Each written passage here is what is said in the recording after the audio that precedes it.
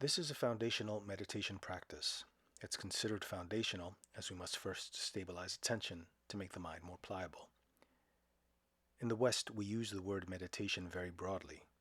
One of my favorite definitions comes from Lutz and Davidson, who define meditation as a family of complex, emotional and attentional regulatory strategies designed for various ends.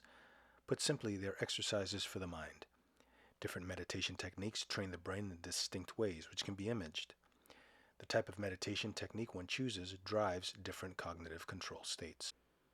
The following technique I want to share with you is designed to train attention. Now, there are many ways to train attention. In focused attention meditation, the practitioner focuses on an object to the exclusion of everything else. The breath could be the object of focus, or it could be a word, an image, a sensation, a mantra, an external object like a candle flame, or phenomena like sound. Anything else that attracts attention is actively ignored. Attention is constantly redirected back to the object of focus. There are many variations on this technique, but in this practice, we're going to try to maintain a narrow focus on sensations we experience in a limited area that originates at the nostrils to the top of the upper lip. Attention is on the touch sensations of the breath. The instructions are simple, but the practice is not. Do this exercise daily and you'll notice the mind wanders and does not stay on the object of focus for very long. This is normal. Meditators can strengthen the neural substrates underlying attention over time. Researchers have identified 4 intervals that most meditators cycle through during their practice. During a focused meditation session, it's common to cycle through these 4 intervals. When we begin, we may find the mind is alert. This is the first interval, that of focus. Attention is single-pointedly focused on an object. The executive network is active. This network includes the right parietal cortex. When we're focused on the touch sensation of the breath, the parietal lobes are active. The executive network includes the frontal cortex. The frontal lobe is responsible for impulse control, among other functions. The executive network also includes the thalamus. The thalamus regulates alertness. The neuromodulator acetylcholine is secreted when a practitioner pays attention to something specific, like the flow of the out-breath, the touch of the in-breath at the ring of the nostrils, and so on. Attention acts as a spotlight. With heightened alertness, cognitive processes become more flexible and efficient. You notice the touch sensation of the breath on the outer ring of the nostrils, moisture or warmth on the exhalation. You may notice coolness, tingling, subtle movements of air. You're focused. You may sink deeply into absorption, or you may drift off into sleep. Attention may wander. This is normal. It's what the brain does. The brain is secreting thought after thought, moment by moment. At some point, the mind may wander. When by habit you engage with thoughts, you cycle into the default mode. When the default mode network is active, the posterior cingulate cortex, the cingulate cortex, the parahippocampal gyrus, among other regions, are busy. The default mode network is associated with mind wandering, disruption of attention, autobiographical memories, judgments, self-referential thoughts, guilt, and emotional processing. This partially explains why meditation is so difficult for beginners. When the mind wanders and they realize the mind has wandered, rather than cut and reorient attention, they judge and criticize their performance, make self-referential evaluations, redouble their effort, and simply reinforce the default mode network.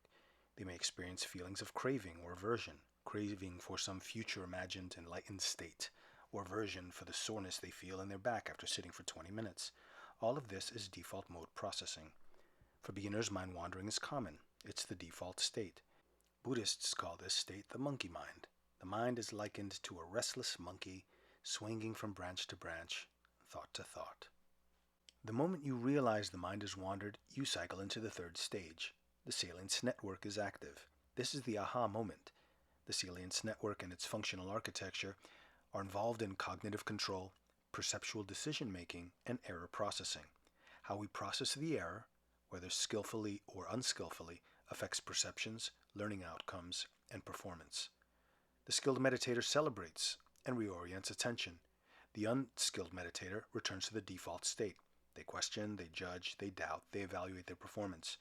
Rather than reducing cortical noise, they agitate their minds with more thoughts. Instead of simply cutting and letting go as per instructions, they cling to mental elaborations and become enmeshed in them, blending with them, identifying with them. They may think, this is frustrating, I can't do this isn't for me. all the while reinforcing the default mode network. If, on the other hand, I recognize mind wandering as normal and reframe recognition as a victory, a different process unfolds. When we celebrate the aha moment, neurons activate in the brain's ventral tegmental area, a place in the midbrain that secretes dopamine. Dopamine is the signal that creates that rush of joy or bliss, and it travels from the VTA to the nucleus accumbens and spreads from there to other structures throughout the brain. The increased dopamine levels deliver a sense of pleasure, improve attention and interest. We're then motivated to repeat our behavior to reach that pleasure again. The mind wanders. I recognize it's wandered. I return my attention to the object of focus. Again the mind wanders. At some point I recognize the mind has wandered. Yes, this is the attitude of the skilled meditator. But if a meditator sits with the expectation that the mind should be empty, calm, or blissful, and it's not, we trigger a dopamine reward error response. Our expectations are not indexed to our experience. We want nirvana, transcendence, peace, but the mind is restless. We think, I must not be doing something right. We've missed our target expectations. A pea-sized structure in the brain called the habenula inhibits dopamine activity. Again, dopamine is a neurotransmitter, which affects learning, attention, and motivation, among other functions. Too little of it, we lose interest. Attention wanders. Motivation wanes. The habenula is an anti-reward system. It plays an important role in aversive experiences and in making decisions so as to avoid future disappointment. This may explain why so many people quit. As a meditator, I don't sit with expectations. I do not seek enlightenment or even calm. I seek consistency and self-discipline. Committing to 10 to 20 minutes of daily practice from 6 to 6:20 a.m., for example, is specific, measurable, attainable, realistic, and time-based. Achieving nirvana is not. Training the salience network, those aha moments, by keeping the mind focused on the exhalation for, say, 5 sets at 2-minute intervals, is specific, measurable, achievable, realistic, and time-based. Quieting the mind is not. Each time I sit to meditate, I cue the reward system. I'm working toward a goal. I'm affirming my resolve. I'm amplifying the positive effects. So to review, we sit, we may be alert for a few seconds, attention is focused on sensations, and the mind wanders. We realize the mind has wandered, and we reorient attention back to the breath. This is the 4th stage. And there are 2 parts to this. The first is letting go. This is a critical choice point. A thought comes, no matter how compelling or emotionally charged, we cut. In Buddhism, this cutting process is depicted in art in the form of Manjushri, a Buddha wielding a flaming sword, representing the realization of transcendent wisdom, which cuts ignorance and attachment. I like the imagery of the samurai or the warrior. We cut attachments to thoughts with ruthlessness. Thoughts may arise, they may be strong, compelling, positive, or negative. We cut and return to the breath. A more modern analogy would be that of a surgeon. I'm just throwing this in here because I like drawing samurai. We cut with the matter-of-factness of a surgeon. We're very clinical in our practice. We cut, no attachments. And reorientation is the second part, and again using metaphor, it's like training a puppy. If I want to train a puppy to sit, stay, or heel, I don't beat the puppy. I don't yell at the puppy. Very patiently, I practice the command over and over. This is how we train the mind. We call this quality ardency. We're gentle, patient, but firm with ourselves. Now, some people watching this are from other cultures where the analogy may not resonate, so I'll use another one. Isn't he cute? My son's adorable too. He took his first steps when he was about a year old. We celebrated. His gait was clumsy. He fell down a lot. We encouraged him. Like this, you want to be your own ally, parent or coach. When my son was learning to walk, I didn't scold him or beat him. I wasn't expecting him to run 100 meters in under 10 seconds. Yet many approach their own minds like this, berating themselves, being harsh with themselves, criticizing themselves, judging their performance. When we do this, we're reinforcing a conditioned habit that's not helpful in this practice. So let's review. The instructions for this technique are very simple. Focus on the breath. Be aware of the touch sensation of the breath in the limited area of the nostrils, down to the upper lip. When you recognize the mind has wandered, celebrate and gently but firmly return your attention to the breath. Simply acknowledging mind wandering as normal mutes frustration. Now, aware of the intervals you may cycle through during the meditation can inform your practice. You may be focused, the mind may wander. You recognize the mind has wandered. You choose to cut and redirect attention back to the breath. The goal is not to empty the mind, rather, not to get hooked by arising thoughts. We cut, we don't follow them. It's important to stress that we're training both attention and awareness. They're not the same. Awareness and attention are sometimes used interchangeably. Again, they're not the same. Awareness is a global function. It's a kind of inner seeing. There are different forms of awareness. There's situational awareness. You may be aware of a plane flying overhead, a TV blaring in another room, a dog barking, scents, sounds, the temperature of the room.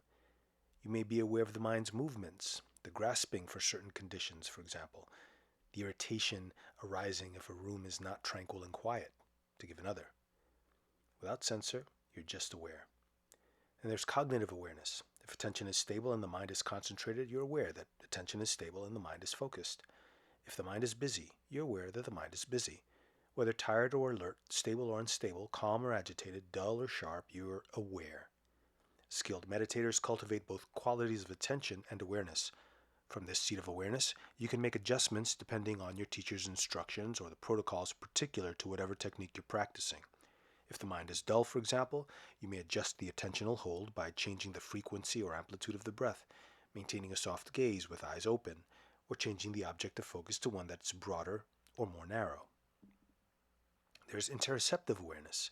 You're aware of sensations throughout the body or in particular parts of the body, whether tingling, numbness, coolness, heat, throbbing, pulsing, itching, heaviness, or lightness. Whatever the sensation, you're aware. There's affective awareness. You're aware of your emotional state, whether at ease or disturbed, sad or content, calm or restless, irritated or detached. You observe as you would the weather. The mindscape may be clear, or cloudy, or stormy. From this seat of awareness, you can observe without attachment, without judgment. And there's metacognitive awareness. You're aware of thoughts. You're aware of your inner dialogue, the inner narrative. Is it harsh or gentle? Does it promote a fixed or a growth mindset? Is it critical or non-judgmental? The quality of awareness is more important than the attention on the breath. What we attend to, we cultivate. So be careful to cultivate self-respect, patience, curiosity, awareness, self-compassion, acceptance, a growth mindset, instead of reactivity, boredom, self-criticism, impatience. But whatever arises, sounds, sensations, thoughts, emotions, you're aware. Touch it lightly with the mind, cut, reorient, and keep returning to the breath. And do this with ardency, over and over and over again.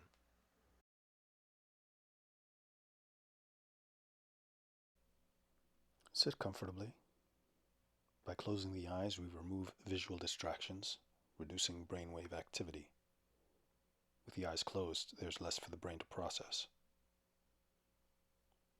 Settle into this present moment and simply be, accepting whatever sensations, sounds, thoughts, or emotions arise in awareness, moment by moment.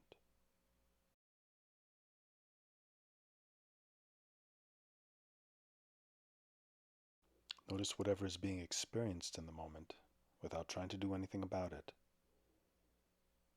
Like this, we cultivate qualities of acceptance, non-judgment, non-reactivity, and awareness.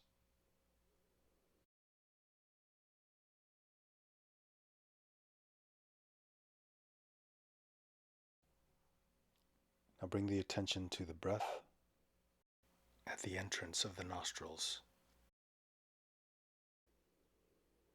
Simply notice the breath as it comes in, as it goes out, without trying to control it in any way. Feel the sensation of the breath as it flows in and out of your nostrils at the tip of the nose.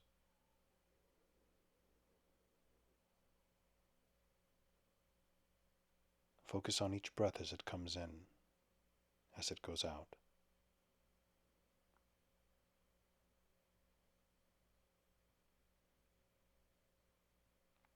It starts coming in and you are aware it's coming in. It's coming in. It starts going out and you're aware it's going out. Going out. Again, another breath comes in and you follow it the entire length of the in-breath and escort it as it goes out, remaining very aware, very alert, very attentive.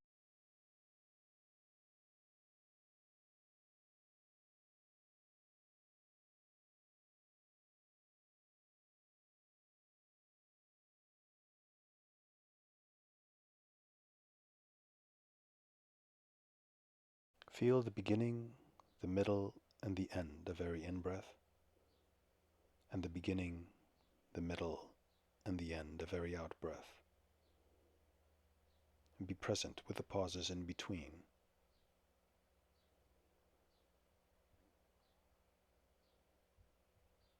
If the breath is shallow, there's no need to make it longer. You're aware it's shallow.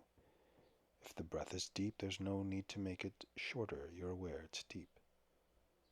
Sometimes the breath will be erratic. There's no need to make it even or smooth. You're just aware. Aware of the breath as it goes in and out of the nostrils at the tip of the nose.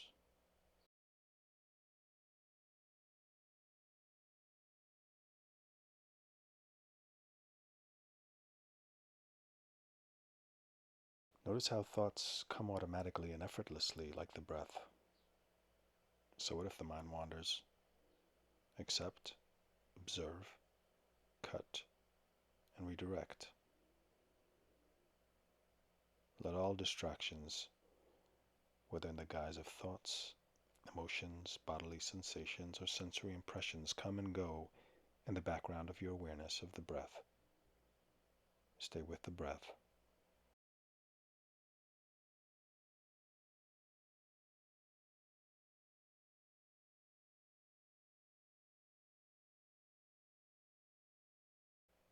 If you experience a resistance to what is occurring, an attempt to change what is happening, or tendency to hold on to some thought or experience, however pleasant or compelling, let it go.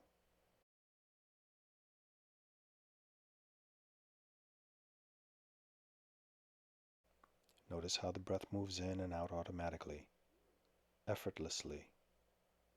It is very stable. The mind may be fickle and wander, but as soon as you realize it's wandered and reorient attention back to the breath, you notice it's there. It's constant. The breath is not forgetful. It's not distractible. It's not unstable. The breath is an anchor. Keep returning to the breath.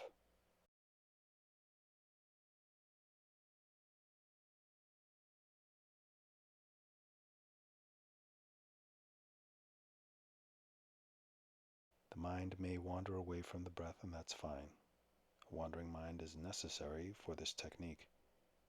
Without a wandering mind, we cannot train our attention any more than a weightlifter can grow muscles without the resistance and pull of gravity. For this technique, you can be as matter of fact and as indifferent about mind wandering as a weightlifter is about gravity.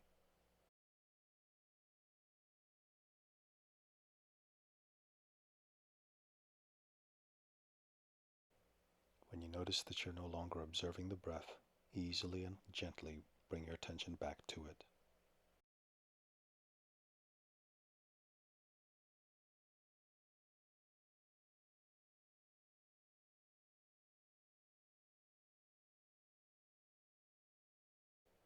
Notice as many details in your breathing as you can.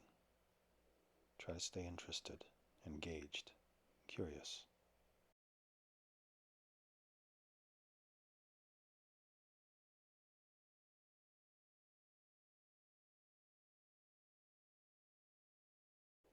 Every time your attention moves away from the breath, gently but firmly bring your attention back to the touch sensation of the breath. Do this over and over again, resisting the urge to judge your performance. Be content to start over as many times as you need to.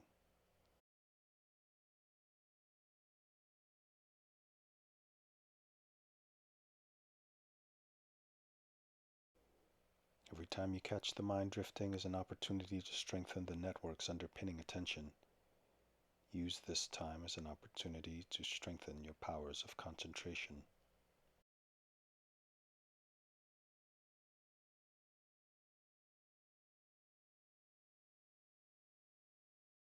Maintain your focus on the breath to the exclusion of everything else.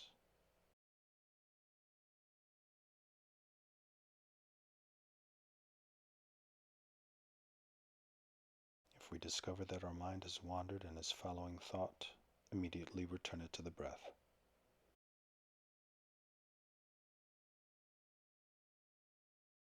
Maintain single-pointed attention on the sensation of the breath.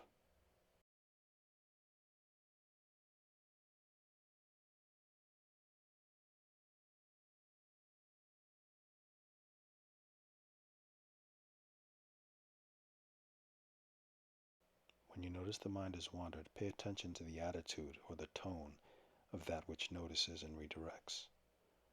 Is there a part expressing frustration, annoyance, self-criticism? Or is there acceptance, non-judgment, matter-of-factness, indifference, curiosity? Just notice. Accept whatever arises as it arises and as it is. No judgment. Even if there is judging, you can objectify that, externalizing it. You notice you're judging. To name it is to tame it. If you can objectify it, it is not you. It's a conditioned habit pattern that we observe as it arises. Be gentle with yourself here. You lightly touch whatever arises, noticing whatever subtle movements of the mind you can in the light of awareness. Then let go and redirect the attention to the rhythmic ebbing and flowing of the breath, returning and resting in its predictability and constancy.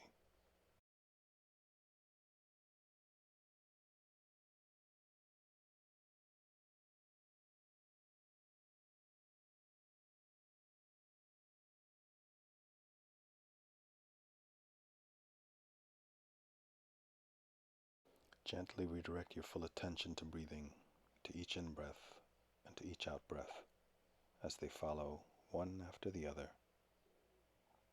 working ardently.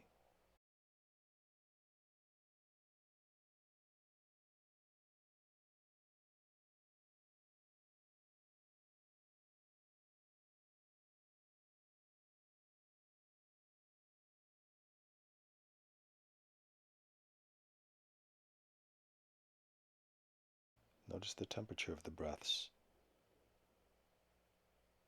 sensations below the nostrils or upper lip. Notice the rhythm while simply observing.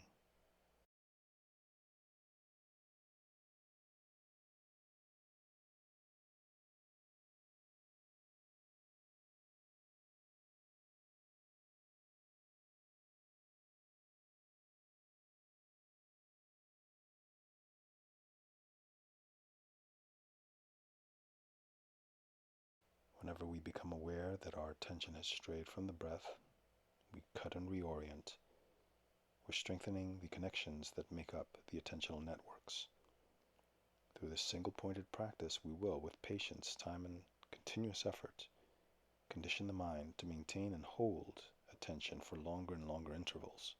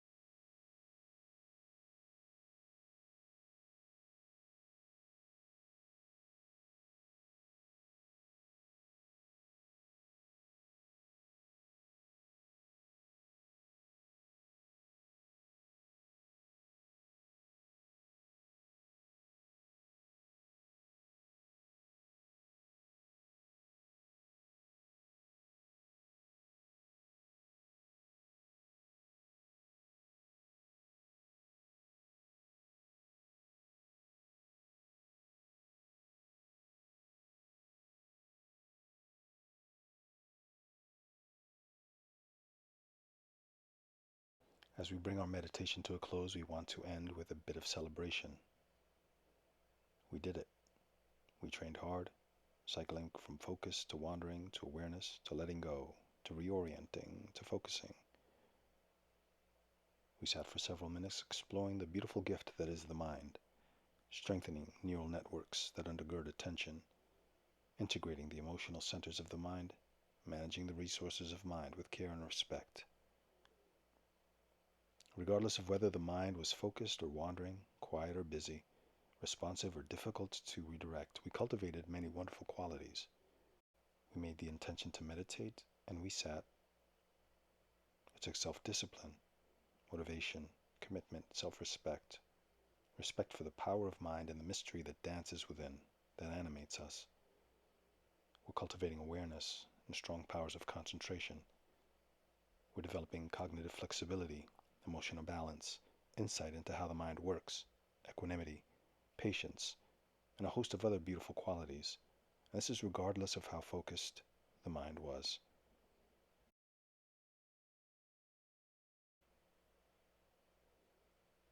So I wish you peace, clarity of mind.